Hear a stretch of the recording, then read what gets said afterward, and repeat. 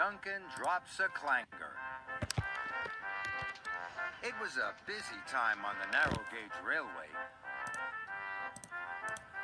It was the day of the county fair. The little engines puffed through the forests and valleys, getting ready for the big day. Rusty was taking freight cars full of flowers. Peter Sam was taking pumpkins. And Duncan had a very special job to do. He had to collect the big bell from the clock tower to be polished. On the way, Duncan puffed along an old and bumpy track. It was his favorite part of the railway. Each day, Duncan would rattle along the tracks. He enjoyed the sound his wheels made. Duncan raced backwards and forwards, rattling, clattering over the bumps. Rheneas chuffed up. "Duncan, you're going to be late." But Duncan didn't hear Rheneas. His wheels were clattering and rattling too loudly.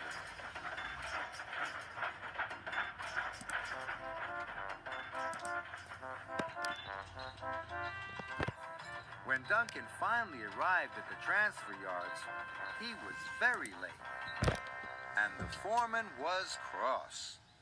Workmen were waiting with a large wooden frame. Inside was the big bell. The bell chimed cheerfully as it was loaded onto Duncan's flatbed.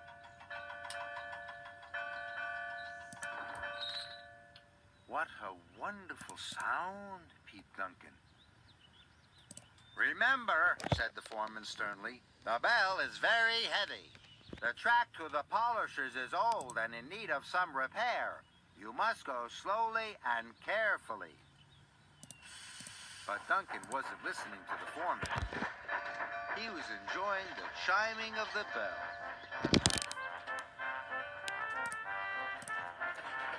Duncan chuffed along the track to the polishers.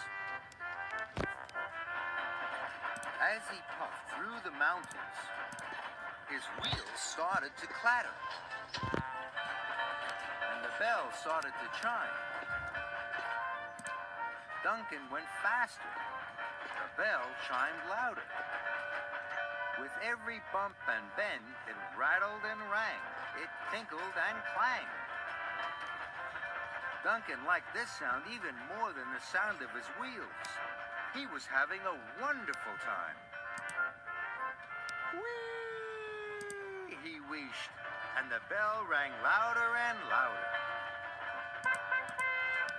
"Slow down," called Rusty. But Duncan didn't hear. "Hooray!" Duncan hooted.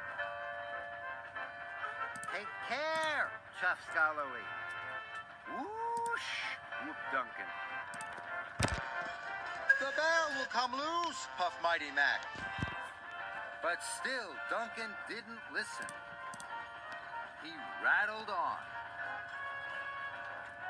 The track was getting bumpier, and the bell chimed louder. Sir Handel was taking on water. He saw Duncan racing towards him. "Hooray!" whistled Duncan. "Slow down," hooted Sir Handel. "The track ahead is very wobbly." "Listen to my bell, Sir Handel," whooshed Duncan. "Isn't it wonderful?" Then there was trouble. Duncan's wheels rattled over the wobbly track. He applied his brakes, but it was too late. The flatbed bumped into the air. The bell tumbled off the flatbed and rolled down the hill. Clang, clang, boing, went the bell as it fell and fell. "Oh no," cried Duncan. "I've lost the bell. Now it won't be polished for the county fair," he puffed sadly. "It's all my fault." Everywhere was still and quiet. Then, Duncan heard a noise. That sounds like a bell, he wished quietly. And he listened very hard. "'Tis a bell," he tooted. "It's my bell!" "Oh, maybe if I listen and follow the sound," Duncan puffed, "I will find the bell." Duncan followed the sound. "It's getting louder," he puffed excitedly. At last, Duncan could see the bell. It was caught in a tree. The wind blew gently, and the bell chimed sweetly. Duncan raced down the hill, and he arrived just in time. The branch snapped, and the bell fell onto his flatbed. "Hooray!" chucked Duncan. He was very happy.